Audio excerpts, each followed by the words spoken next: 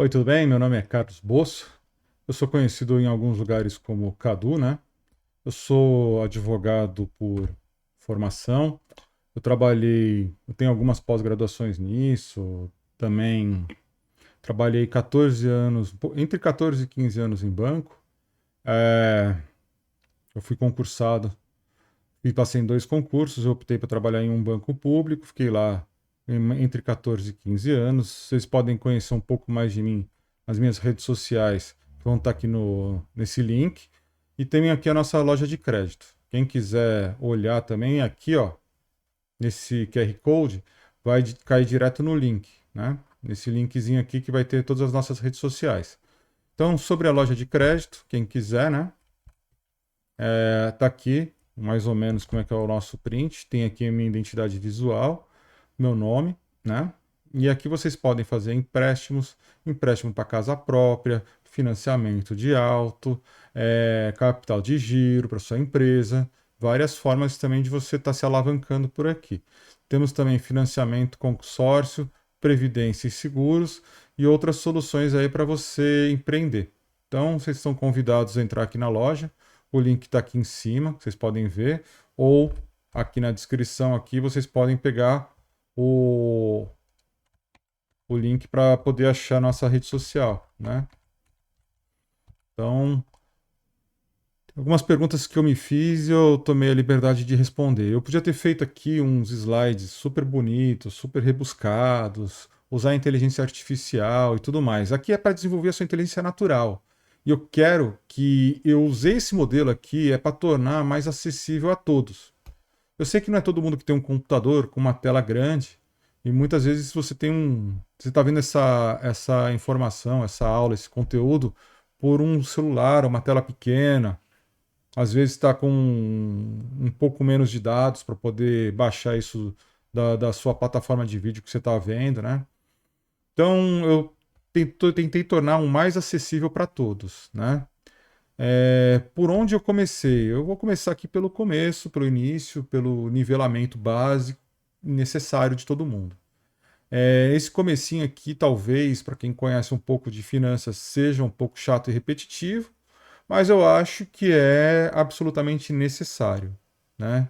Então, esse é o caminho que eu optei, né? Primeiro serão apresentados os nomes dos ativos, das coisas que tem, principalmente em bolsa de valores e as dívidas de tesouro do Tesouro Nacional, né? E da onde que vem essas informações? Ah, eu não tenho dinheiro, isso vai ser útil para mim? Puxa vida, se você não tem dinheiro, você tem dívidas, você vai entender qual que é a gramática, qual que é a lógica do mercado.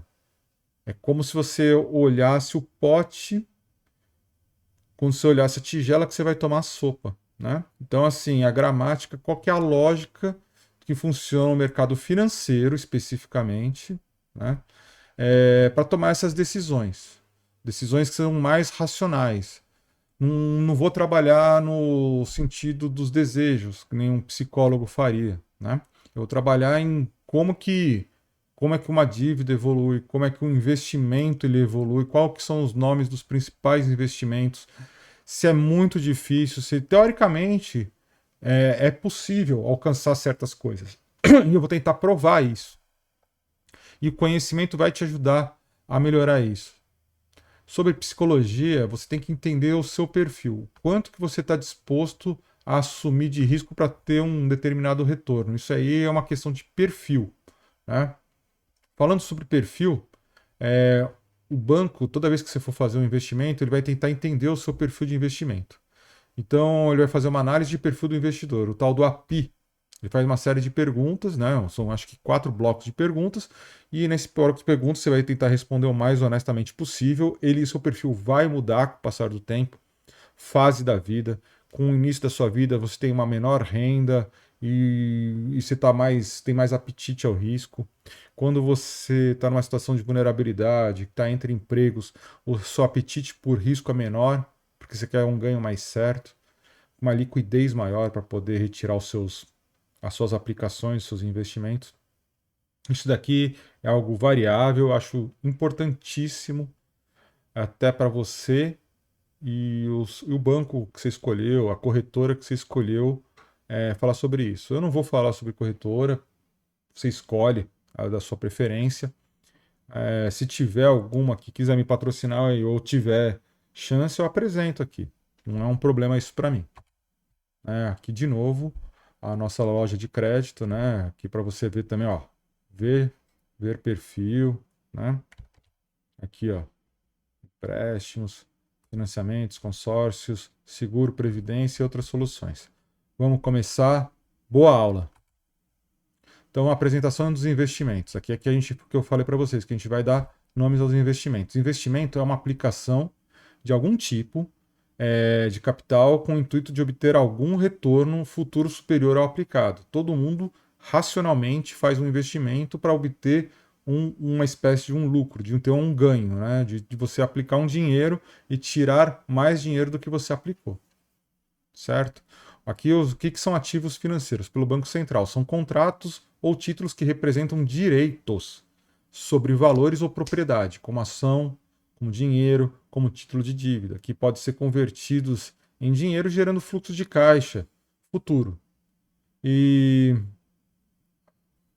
direitos a receber, sendo fundamentais para o registro contábil de operações no sistema financeiro. Essa aqui é a definição que eu encontrei aqui na norma do Banco Central do Brasil, a 352 de 2023. Ah, mas é importante saber a legislação? Então, é mais importante nesse momento você entender do que a gente está falando, né? A gente vai falar de muita coisa, a gente vai falar sobre lei, vai falar sobre contabilidade, sobre matemática financeira, um pouco de estatística, nada aterrorizante, tá? Vamos devagarinho, a gente chega lá, tá? Então aqui tem as características dos ativos, que é a rentabilidade, a liquidez e o risco. A gente tem que saber que a rentabilidade é uma função da liquidez com o risco, né? Então, nossa, eu risquei isso tudo, mas vocês entenderam, eu espero, né? O que é rentabilidade? Rentabilidade, aqui, ó, função. Rentabilidade é quanto o ativo consegue produzir de juros ou de rendimentos para o investidor num dado risco assumido por um período de tempo. Então, dentro de um período de tempo, eu falei, vou deixar isso aplicado por um ano, porque eu quero comprar uma moto, porque eu quero comprar um carro, porque eu vou viajar com a minha esposa, uma série de coisas que você vai determinar. Eu quero, meu filho nasceu e eu quero saber, eu quero ter um valor para ele, eu quero ver minha aposentadoria no futuro, né? Então, o quanto de risco você está você está disposto a correr nesse período de tempo. Liquidez, a facilidade ou rapidez que ele pode ser convertido em moeda, em dinheiro. Então, eu falei, por exemplo, de previdência. Previdência a gente está falando para 15, 20, 25 anos, né? E aí a gente está falando aqui sobre. Às vezes, vou dar um exemplo melhor, é melhor para entender. Imagina que você tem uma dívida que vai vencer em 3 dias, e aí você quer vender seu carro. Será que você consegue vender o seu carro em 3 dias? Para você vender o seu carro em 3 dias, será que você consegue usar um preço que está dado no mercado, que está na tabela FIPE, que está numa tabela lá do iCarros, qualquer outra tabela que você procurar sobre o preço de mercado desse carro? Será que se você tem uma dívida que vai vencer em um mês, você consegue vender um imóvel, uma casa em um mês? Então, isso é importante de você entender, né? O que é o risco? É a variabilidade ou a instabilidade na rentabilidade esperada. Sempre a gente vai trabalhar com esse termo aqui, ó. É esperada, é esperança de alguma coisa acontecer. Então é sobre esperar no sentido de esperança, né? De qual a esperança disso acontecer, né? Hope em inglês, talvez seja mais fácil entender, né?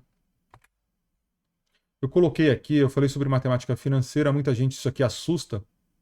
Então, a principal calculadora que eu acho que tem disponível para você é uma planilha de Excel, tá? Eu aqui, ó, eu estou colocando os principais indicadores, ó, como calcula o valor futuro ao montante, quanto calcula o capital, o valor presente, quanto que calcula a parcela ou os pagamentos, como calcula a taxa de juros, e aqui do lado, ó, como é que faz, igualzinho.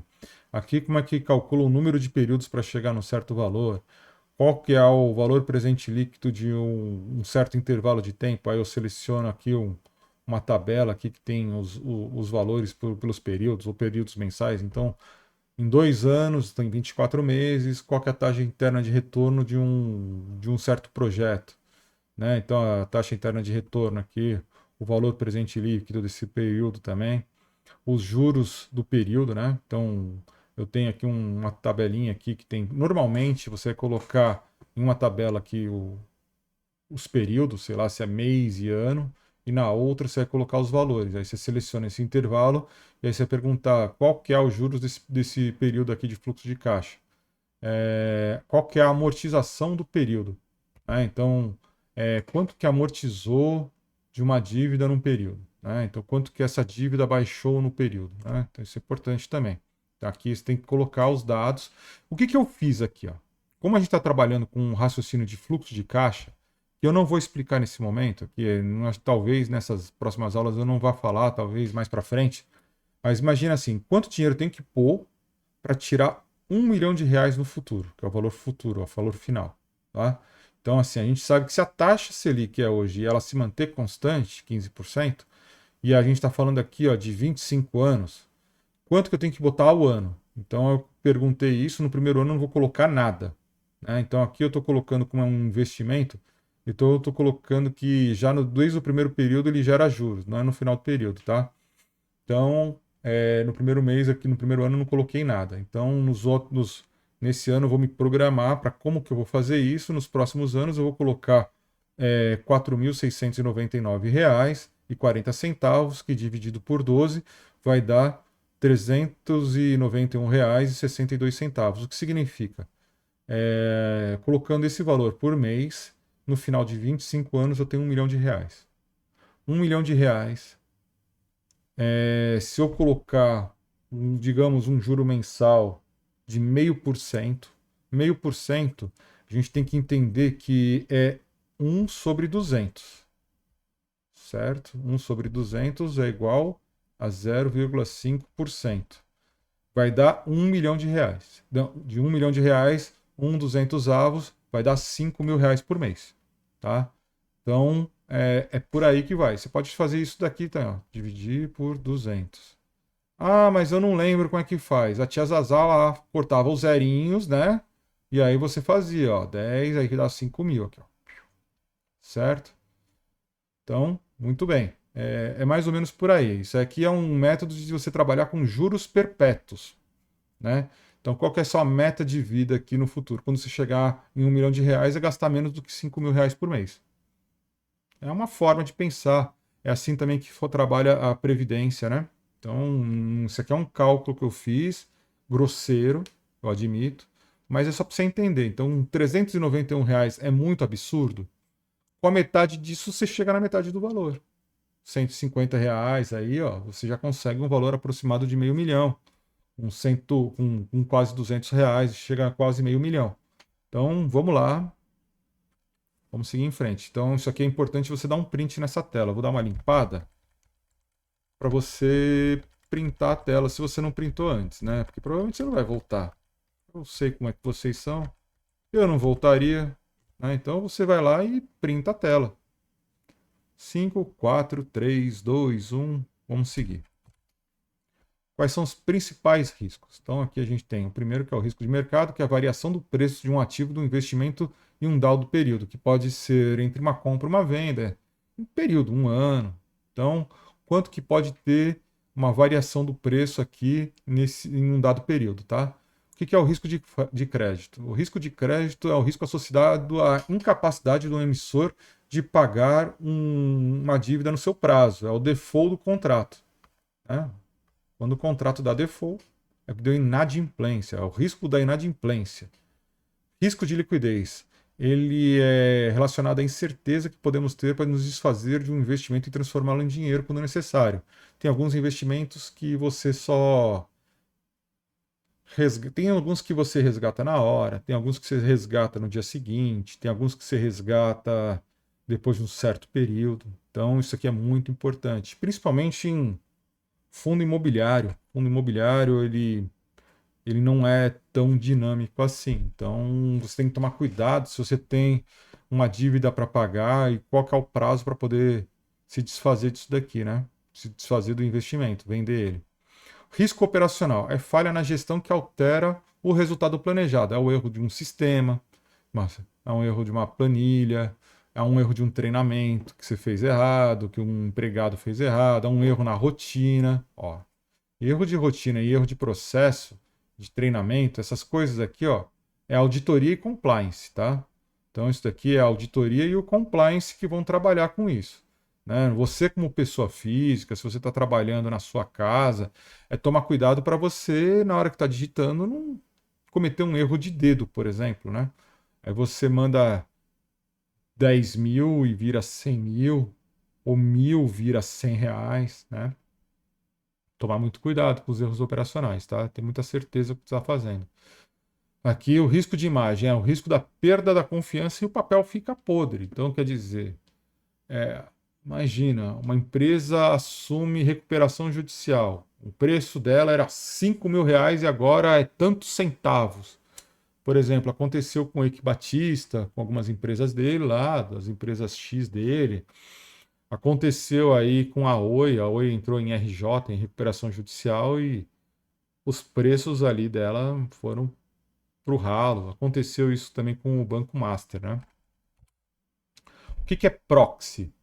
Proxy é um valor aproximado, não é um valor real, é um valor aproximado para a gente fazer alguns cálculos. Então a gente vai fazer alguns cálculos e para chegar para alguns denominadores.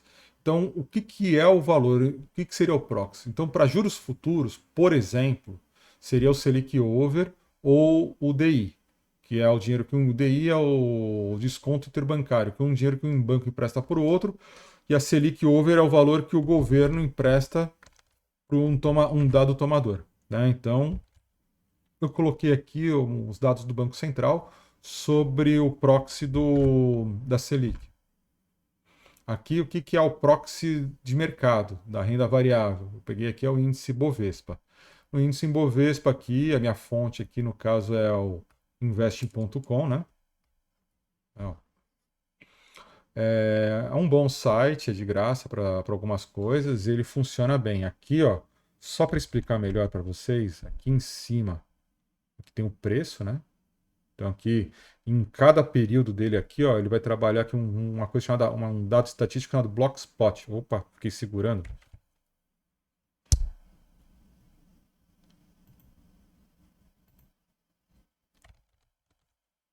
Então aqui, ó, eu não sei como é que tira isso daqui.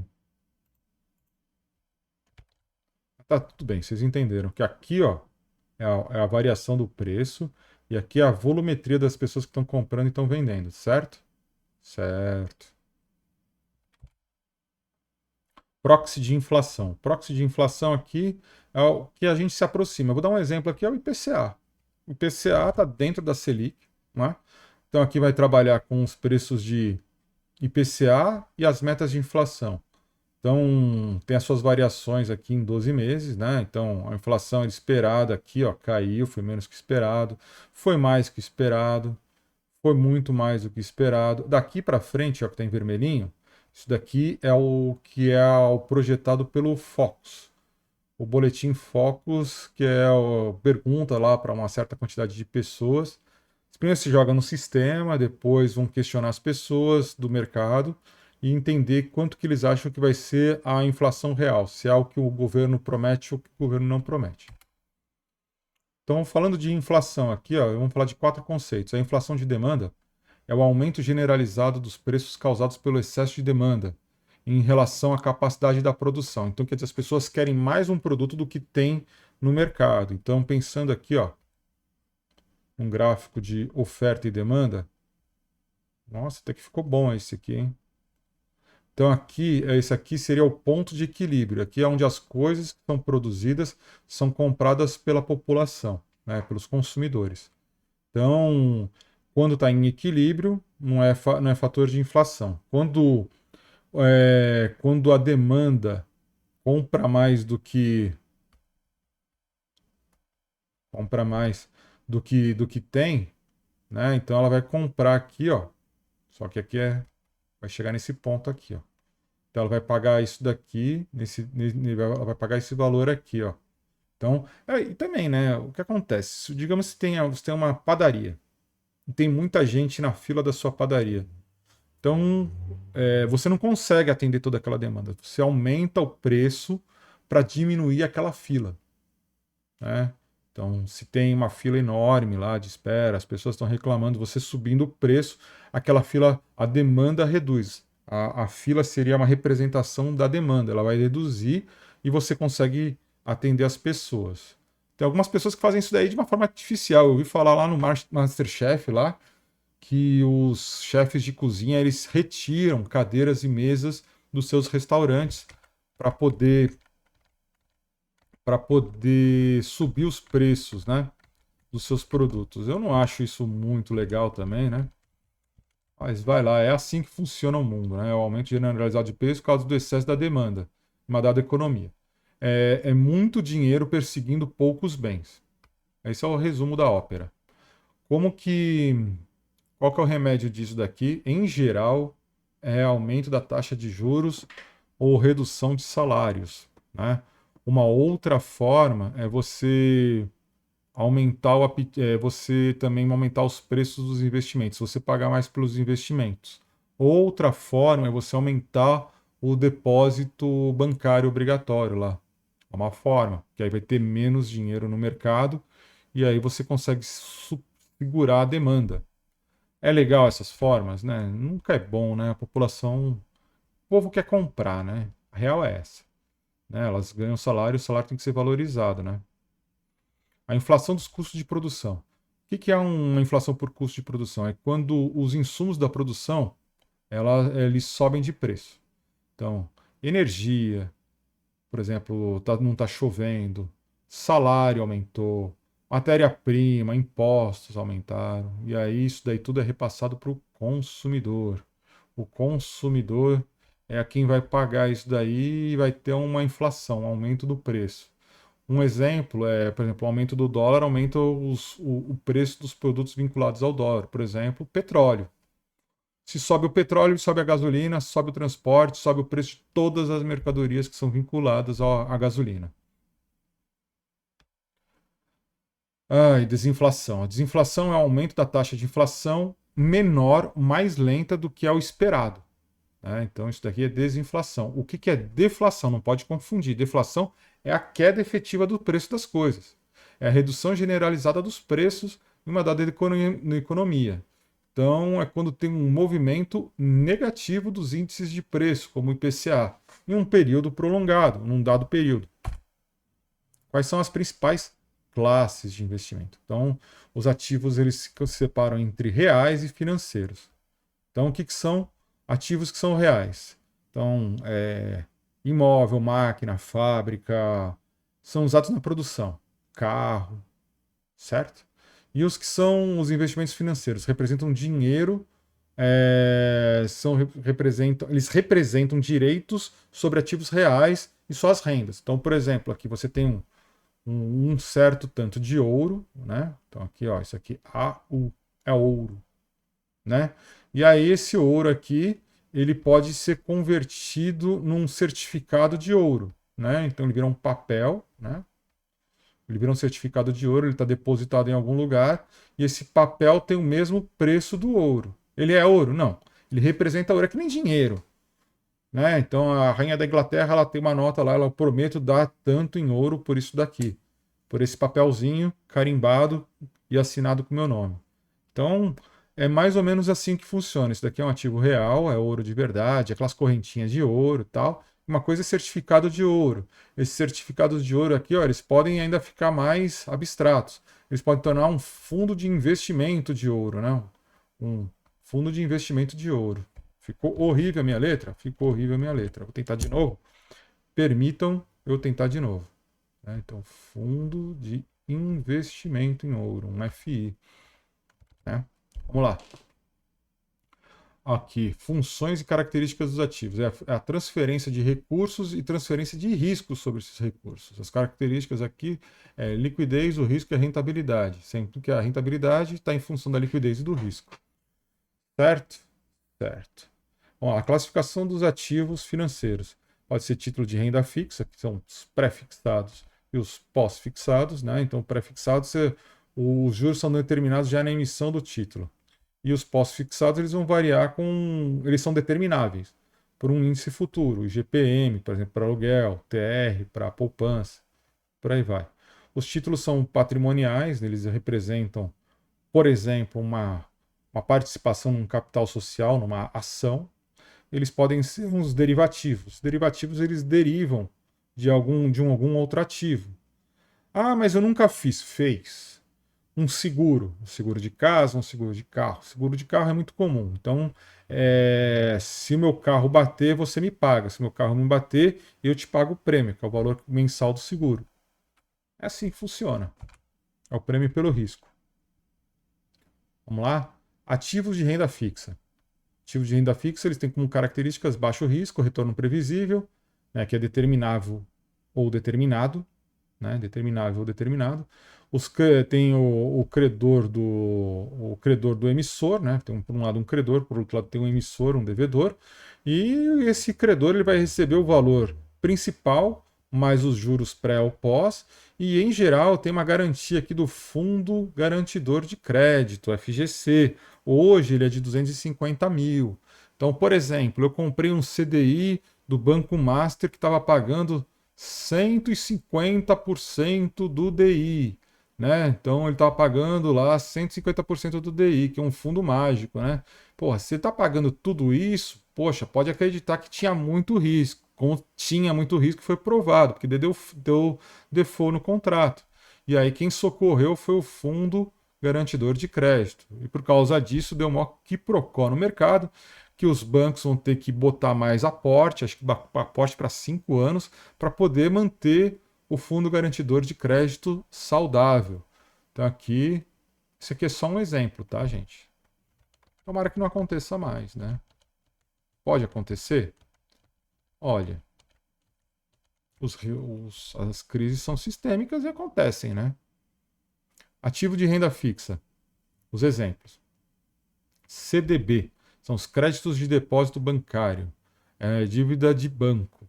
LCI e LCA, são letras de crédito que financiam a indústria imobiliária e a indústria do agronegócio. Em geral, eles não têm imposto de renda. CRI, são certificados de recebíveis, são garantidos com aluguel se for imobiliário ou são são segurados se forem do agronegócio, né? Também não tem incidência do IR. E tem os famosos títulos públicos do Tesouro Direto. Alguns fundos também trabalham com isso, tá? Mas vamos falar dos próprios títulos aqui, ó. Então aqui, ó, o Selic, o LFT. Então, o Tesouro Selic ele é pós-fixado, tem uma rentabilidade atrelada à taxa básica de juros, a Selic. Tá? O pré-fixado, LTN, NTN, NTNF. É uma sopa de letra, mas é isso mesmo. Tá? Ele já tem uma taxa fixa. Esse daqui é interessante, ó, IPCA+.